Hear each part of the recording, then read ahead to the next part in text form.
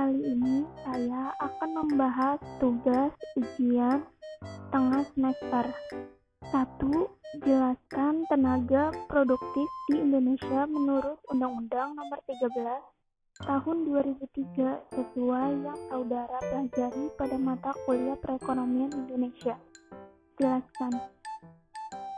Tenaga pekerja produktif Indonesia menurut Undang-Undang Nomor 13 Tahun 2003 adalah setiap orang yang mampu melakukan pekerjaan guna menghasilkan barang atau jasa, baik untuk memenuhi kebutuhan sendiri maupun untuk masyarakat.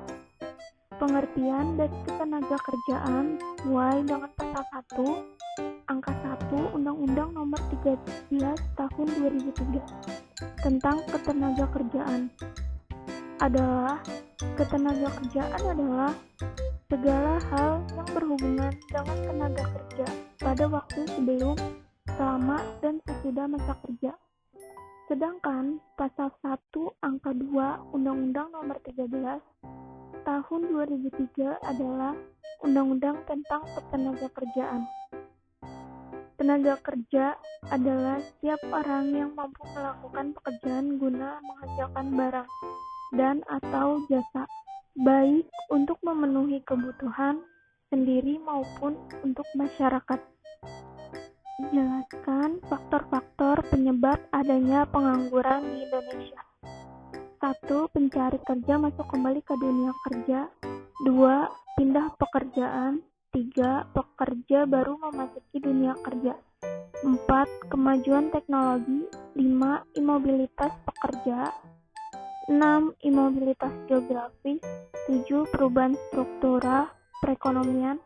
8. Permintaan konsumen rendah. 9. Ketidakseimbangan antara pekerjaan dan jumlah tenaga kerja. 10. Kemampuan para pencari kerja yang tidak sesuai. 11. Kurangnya pendidikan dan keterampilan. 12. Tingkat kemiskinan. 13. Adanya PHK. 14. Pasar global. Dan 15. Tingginya harapan para calon pekerja. 3. Jelaskan tentang potret konsumsi di Indonesia.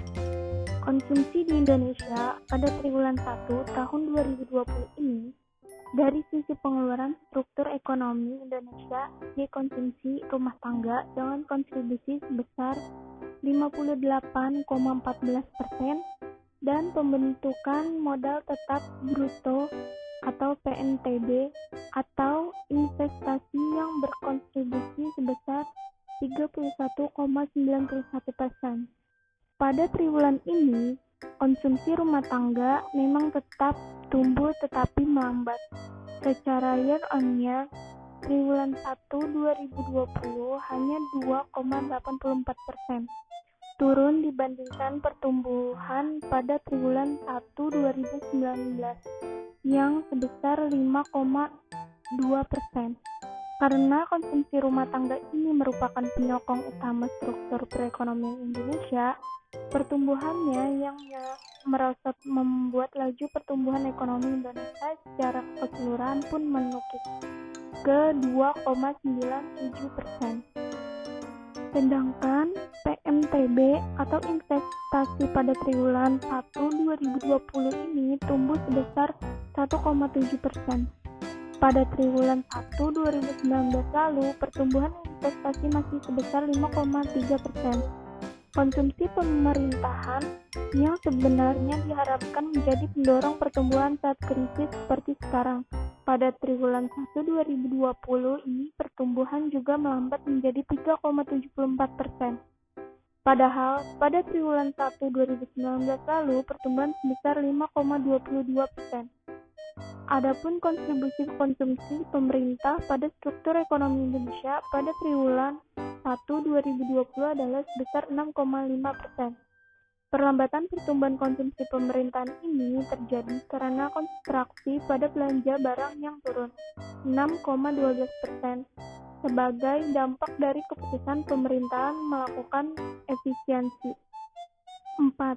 Apa manfaat dari saudara belajar mata kuliah perekonomian Indonesia?